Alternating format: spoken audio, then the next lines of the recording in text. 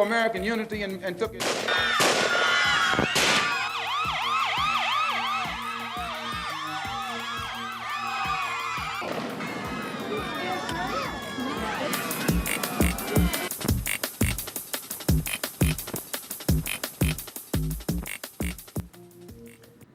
Le 21 février 1965, la grande figure des Black Muslims est assassinée. Malcolm X, celui qui a marqué à jamais la cause afro-américaine, qui a incarné la frustration des ghettos noirs, qui a soutenu la fierté, l'autosuffisance économique et l'identité politique de la communauté afro-américaine. On revient sur le jour de sa mort avec François Durper. Bonjour.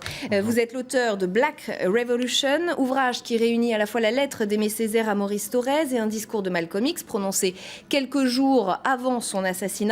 On va d'abord revenir sur cet instant précis, cette minute où tout bascule. Il est en train de prononcer un discours à Harlem. Oui, il prononce ce discours et il y a les détonations. Alors c'est assez tragique parce qu'il y a sa famille, ses enfants, donc voient ce qui s'est passé. C'est une violence extrême. Et alors, des années après, on ne connaît toujours pas les commanditaires. On arrête 3 personnes qui seront jugées, qui continueront à dire très longtemps qu'ils sont innocents. On ne sait pas exactement qui est derrière cet assassinat. A priori, ce sont ses frères d'antan, des membres de Nation of Islam.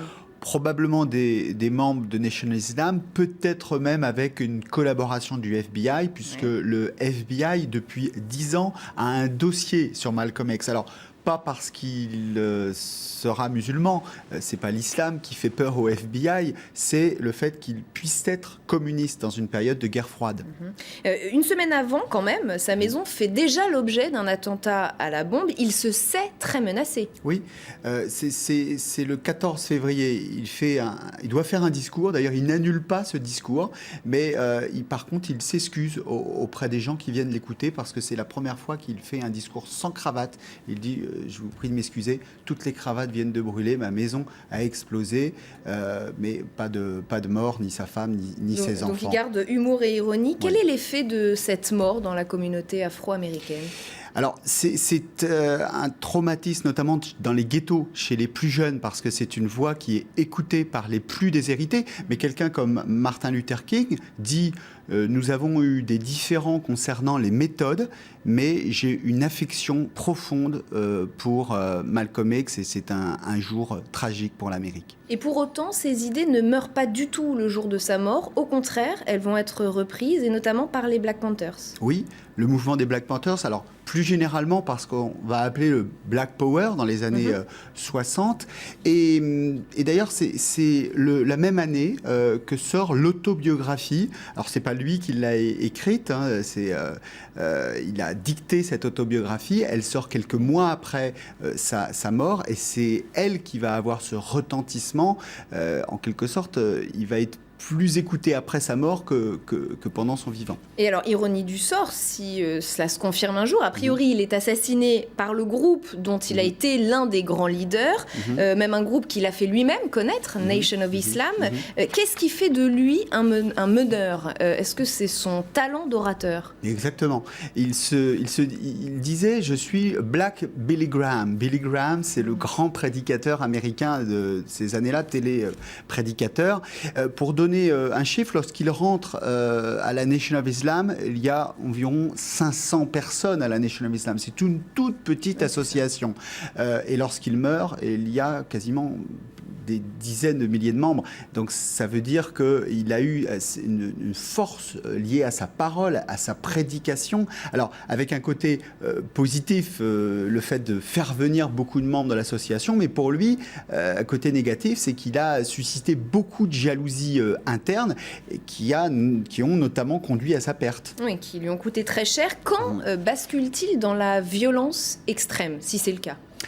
Violence extrême, c'est un peu une réécriture de l'histoire. D'abord parce que il faut bien se mettre dans les circonstances des années 50. La violence dans les années 50, c'est une violence des Blancs, notamment les White Citizen Council, le Ku Klux Klan, contre les Noirs, qui sont quotidiennement lynchés, c'est-à-dire tués, pendus.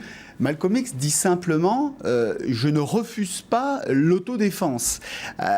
Et par rapport à un Martin Luther King qui apparaît comme extrêmement pacifiste, il apparaît comme quelqu'un de violent. Alors, il y a, cela dit, des propos qui... oui, notamment, j'allais le dire, quand il applaudit la mort de Kennedy ou qu'il se réjouit du crash d'un avion Air France bourré de blanc, quoi. Mais il faut quand même relire à chaque fois ces déclarations. C'est-à-dire que, par exemple, sur Kennedy, il ne dit pas « je me réjouis de la mort de Kennedy ». Il dit « l'Amérique violente a suscité la mort de Kennedy et a généré cet assassinat ». Il parle d'effet boomerang, en gros, de retour de bâton. Exactement. C'est quand même plus complexe que de dire, voilà, je me réjouis de la mort du président américain. Et alors, comment en arrive-t-il à l'islam, lui qui, au départ, affirme qu'il déteste les religions ?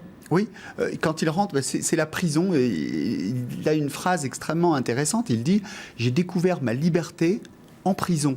Alors, d'abord par la lecture, sa sœur réussit à le faire transférer de prison et pour qu'il aille dans une prison où il y a une bibliothèque plus importante. Donc, il va dévorer des livres et il va aussi avoir une correspondance avec des gens à l'extérieur de sa prison, notamment ses frères et Elijah Muhammad, qui va lui faire découvrir la Nation of Islam. Il va découvrir cette religion. C'est pas quelque chose de très rare à l'époque. Lorsque l'on est noir, qu'on est dans une catégorie défavorisée et que parce qu'on est délinquant, on arrive en prison, eh bien, il y a un réseau qui vous entoure, qui vous prodigue cette spiritualité et c'est la conversion. Donc, c'est pas quelque chose de rare. Ce qui est rare, c'est ce qui va le faire à partir de la Nation of Islam, c'est-à-dire qu'il va devenir l'un des leaders principaux de cette association. Oui, parce que dès sa sortie de prison, donc, il va rencontrer Elijah Muhammad, qui est donc le leader de Nation of Islam. Alors, comment expliquer qu'ensuite, il se sépare des Black Muslims ? Que se passe-t-il ? Il y a au moins deux raisons. Il y a une raison personnelle. Il critique, par exemple, Elijah Muhammad parce que il a beaucoup de maîtresses. Il dit c'est pas conforme à l'islam. Donc il dit ça c'est pas. Donc dispute déjà personnelle. Mais plus profondément, il y a des différences politiques. Et en particulier, Malcolm X estime que le mouvement Nation of Islam doit participer aux droits civiques, avoir une action pour la libération des Noirs et pour l'égalité.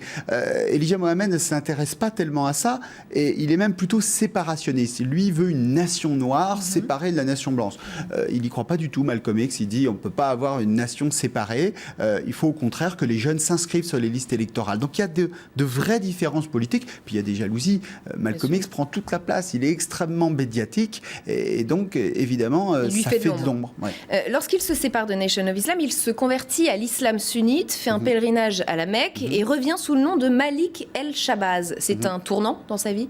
Oui, c'est un tournant parce que lorsqu'il revient de la Mecque, il fait un constat simple. C'est qu'à la Mecque, il n'y a pas que des Noirs.